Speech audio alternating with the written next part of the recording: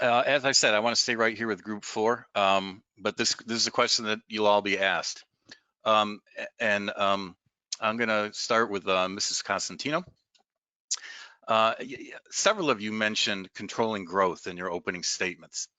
And recently, the City Commission ruled on a land use issue that could mean multifamily housing being developed near the campus of Pasco-Hernando State College, a school that caters to the community, not basically out-of-towners in need of dormitory or apartment-style housing.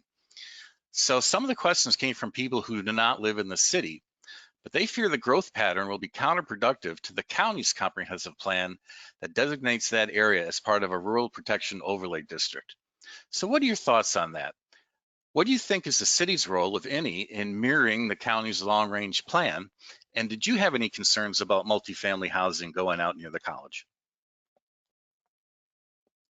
Mrs. Constantino. Sorry, I was muted. So, like we've talked about, the development's going to happen, and we either can be active in that, what's going to happen or not. And do I have any concerns about multifamily housing? I know this. I know that there is long waiting lists for people to get into housing that are not big, that are intro level housing, and I think that multifamily housing offers that opportunity that Dade City we can offer and diversify what some of our housing options are here. I think that yeah. Okay, you're good? I think so. Okay, thank you. Excuse me. Mr. Nathe, 2 minutes if you need it. Thank you, CT. I voted in favor of that development, and I'll tell you a little bit about that development because I thought it was nice out-of-the-box thinking. I voted to recommend that development. Mr. Cosentino, who sits on the planning board with me, he also voted for that development. And the development is to knock down an old quadruplex that's been there for ages and clear a little bit of land across the street from the community college.